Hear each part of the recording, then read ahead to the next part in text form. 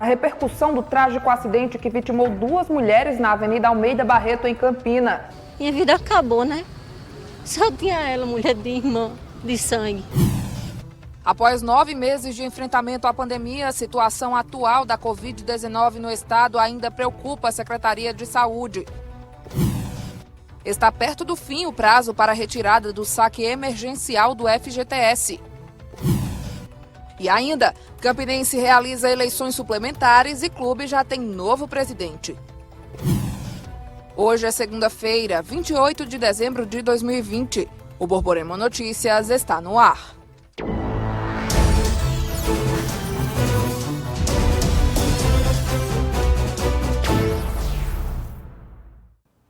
Olá, boa noite. Borborema Notícias no ar e a gente começa trazendo informações sobre o trágico acidente que ocorreu esse fim de semana aqui em Campina. 2 mulheres saíram de um bar e quando estavam a caminho de casa, a condutora perdeu o controle do veículo e bateu em um poste. O carro pegou fogo e as vítimas do acidente tiveram os corpos carbonizados. Elas foram sepultadas nesta segunda. O acidente que matou a técnica em radiologia Jéssica Freire Alves, de 30 anos, e a estudante Bárbara Juliane da Silva Paulino, de 28 anos, aconteceu na madrugada de ontem na Avenida Almeida Barreto. Nas imagens registradas por populares e compartilhadas nas redes sociais, é possível ver o carro ainda em chamas após ter colidido em um poste e caído em um terreno onde fica localizada a antiga estação ferroviária.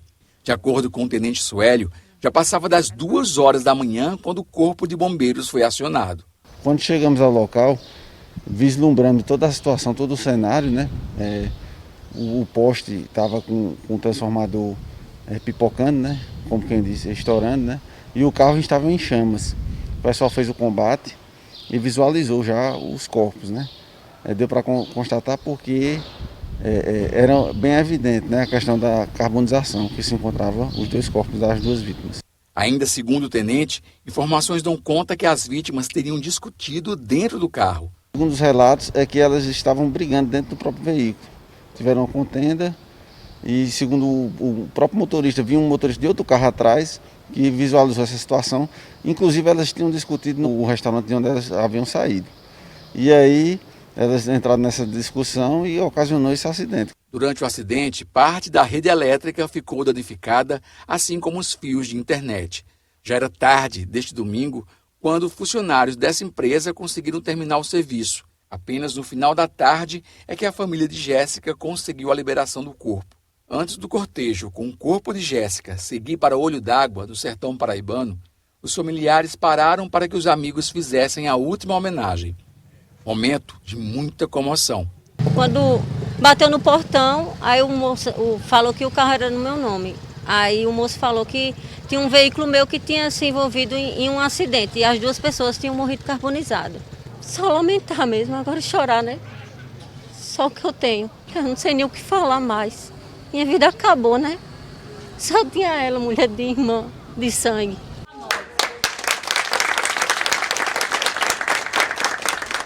Já o corpo de Bárbara foi liberado na noite de ontem e encaminhado para ser enterrado no Rio Grande do Norte. O conhecido compositor campinense Chilton Fernandes esteve com as vítimas e foi um dos últimos a vê-las poucos instantes antes do trágico acidente. Eu encontrei Bárbara e Jéssica em um bar em frente ao Açude Velho. Convidei as 2 para sentar na minha mesa, onde estava com minha namorada, amigos e amigas. Estava um clima muito divertido, agradável, todo mundo brincando, tirando foto, cantando. Jéssica era uma menina do coração enorme, ajudava inúmeras pessoas, não só no seu bairro, na Ramadinha, mas em toda Campina Grande. Todo mundo tem um carinho enorme por Jéssica. Bárbara eu conheci há pouco tempo também, uma menina muito especial. E as 2 estavam com a gente no bar. E de repente eu pensei que elas tinham ido no banheiro, mas elas não voltaram mais para se despedir da gente. Até comentei na mesa, será que elas não vão se despedir? E realmente não se despediram. E de manhã soubemos dessa triste fatalidade. Fica os meus sentimentos para a família de Bárbara, de Jéssica.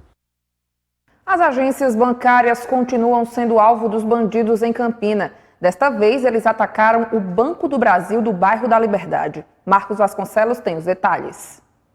A ação aconteceu na madrugada do último sábado. De acordo com informações da polícia, homens pularam aquele muro que dá acesso a um terreno baldio que fica bem ao lado da agência do Banco do Brasil, do bairro da Liberdade.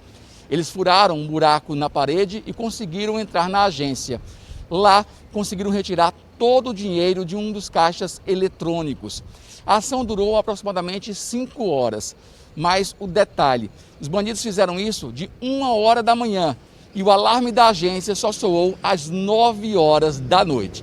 Marcos Vasconcelos para o Borborema Notícias. No próximo bloco, você confere o quadro atual da Covid-19 na Paraíba após 9 meses de enfrentamento à pandemia.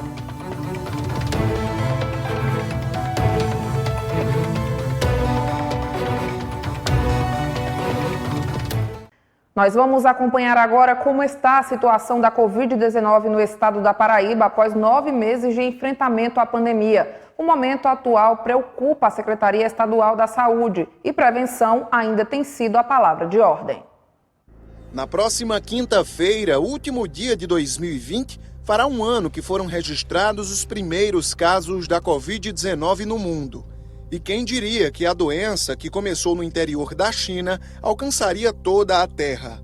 Dados internacionais revelam que mais de 80 milhões de pessoas já contraíram a doença. Desses, mais de 1.700.000 morreram em decorrência da Covid-19. No Brasil, já são quase 7,5 milhões de casos e mais de 190 mil mortes.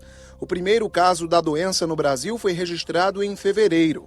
No mês seguinte, tivemos o primeiro caso registrado na Paraíba, onde, segundo dados da Secretaria Estadual de Saúde, já são mais de 163 mil casos e mais de 3.600 óbitos. Passados 9 meses de pandemia na Paraíba, a grande pergunta é: a situação da doença no estado ainda é preocupante ou estaria, de certa forma, controlada? Nas ruas, a opinião da população é divergente.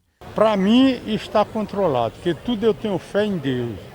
Não tenho medo, não. Eu acho que depois da política aumentou. Por quê? Porque o pessoal estava em campanha, estava em carreata.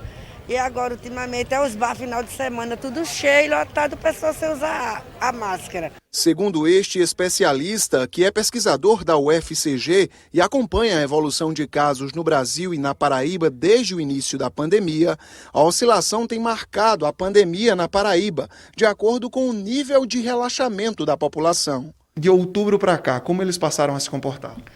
A curva da Paraíba, tanto de casos e óbitos, começou, né, as curvas começaram a subir lentamente, não numa velocidade dos picos da pandemia, mas existe uma tendência de crescimento nas curvas de óbitos e casos na Paraíba. Ele está fazendo um estudo sobre a relação dos casos com o período eleitoral, mas o resultado preliminar já aponta que a variação tem muito mais a ver com os cuidados ou a falta deles do que com o período eleitoral. O período eleitoral fez com que muitas pessoas abandonassem as medidas de prevenção à Covid.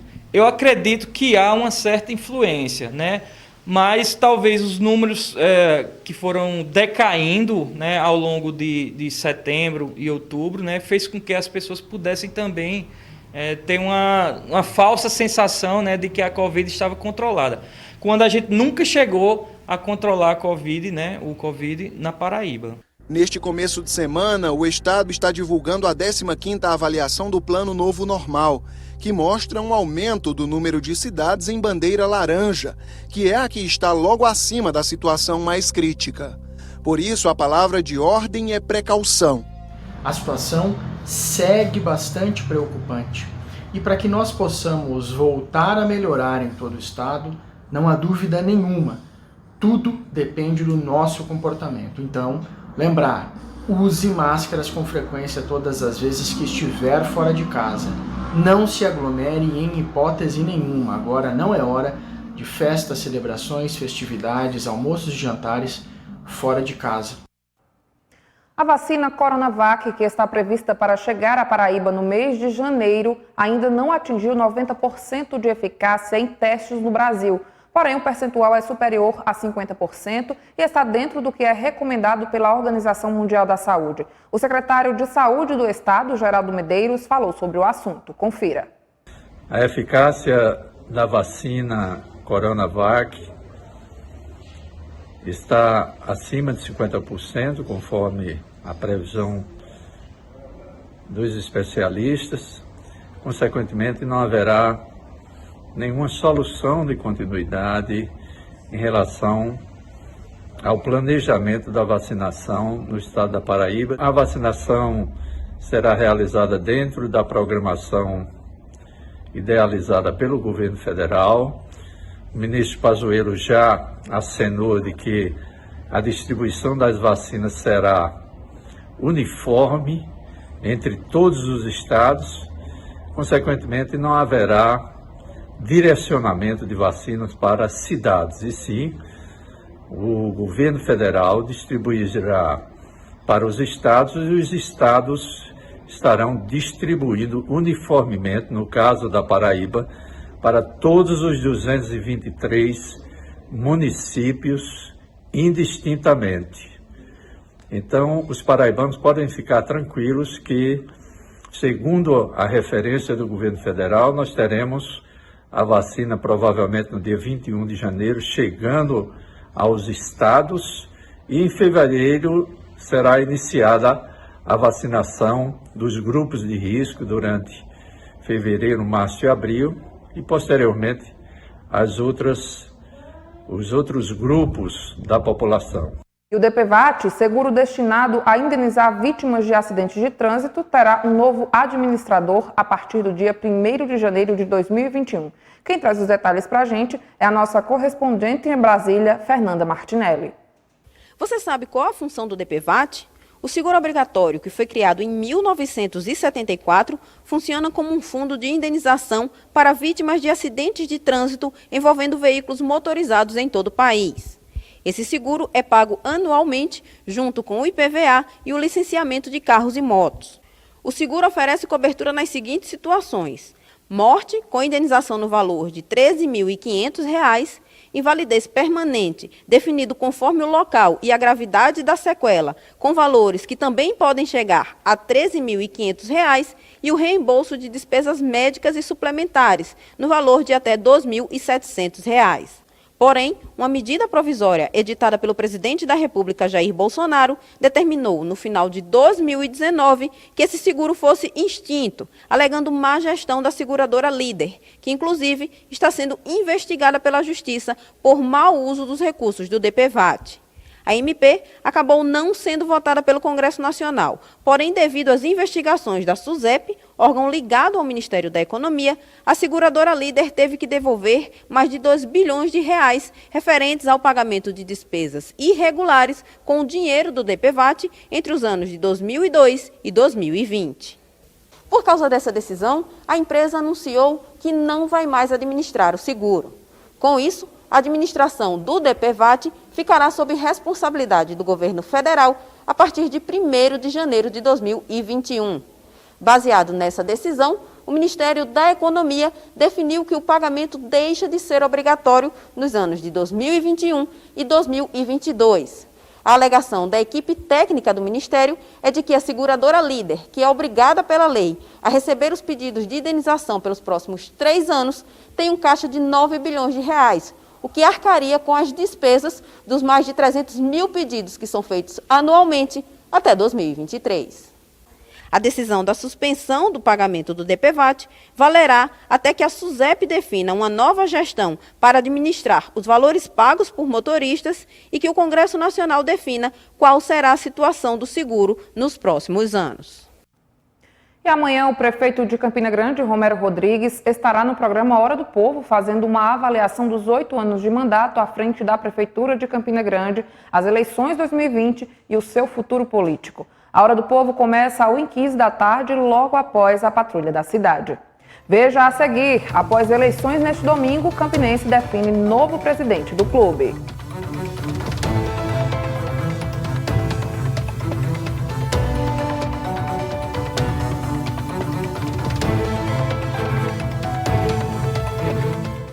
Está acabando o prazo para os trabalhadores que ainda não sacaram o saldo emergencial do FGTS retirarem o benefício. Marcos Vasconcelos explica pra gente. De acordo com a Caixa Econômica Federal, o saque emergencial do Fundo de Garantia pode ser feito até o próximo dia 31 através do aplicativo Caixa Tem. O valor está liberado desde o último dia 14 de novembro. Quem ainda não fez a solicitação pode fazer até o fim deste ano através do aplicativo do FGTS. É preciso fazer toda a atualização cadastral para saber se tem direito ou não a receber o valor de R$ 1.045. Lembrando que as agências bancárias só vão funcionar até o próximo dia 30. Dúvidas através do site fgts.caixa.gov.br ou então o telefone 0800 726 0101 na opção 02. Marcos Vasconcelos para o Borborema Notícias. A gente fala agora de futebol. Nesse domingo, o Campinense Clube elegeu, através de eleições suplementares, Felipe Cordeiro para um mandato de 1 ano. Confira. No início da noite deste domingo, os torcedores do Campinense Clube conheceram o mais novo presidente da Raposa. Por 59 votos a 23, Felipe Cordeiro, que encabeçou a chapa União Raposeira, foi eleito em mandato tampão válido até o final de 2021. Felipe falou sobre o planejamento para a próxima temporada. A gente já vem mantendo um planejamento com o nosso diretor de futebol, Rômulo Farias, né? Já viemos fazendo contato. E agora é botar em prática, né? Efetivar esses contatos, fechar os contatos e aí trazer, começar os anúncios com as graças de Deus. Agora no comecinho de janeiro a gente já começa a anunciar também. Vamos começar pela comissão técnica, já tem 2 técnicos que a gente está em conversação, inclusive um foi eliminado hoje da Série D e a gente vai agora buscar que a gente possa montar um time forte, competitivo para o ano 2021 e buscar o tão sonhado acesso à Série C. Ele também opinou sobre a realização do Campeonato Paraibano. A gente entende que o momento é que a gente precisa jogar o Paraibano no primeiro semestre. Até porque nós temos uma competição em março e outra competição em maio, então a gente precisa juntar esse calendário. Vamos esperar as conversações com os outros clubes, agora de maneira mais efetiva, para que a gente possa discutir e achar uma solução, a melhor solução para o clube nesse momento. Já Carlos Gonzaga falou sobre a derrota. Ele ainda revelou que não pretende judicializar o processo. Não tem, porque o Campinense já vive dentro de uma justiça. Eu poderia ter judicializado agora que eles impugnaram nossa campanha. Aqui no Campinense eles não respeitam justiça, não respeitam estatuto, eles não respeitam nada. Então era mais um golpe, mais uma pancada no meu time do coração. A posse da nova diretoria está prevista para o dia 29 de dezembro. O Borborema Notícias fica por aqui. A gente volta a se encontrar amanhã aqui na TV Borborema, sempre a primeira. Você fica agora com o SBT Brasil. Para você uma ótima noite, muito obrigada pela companhia.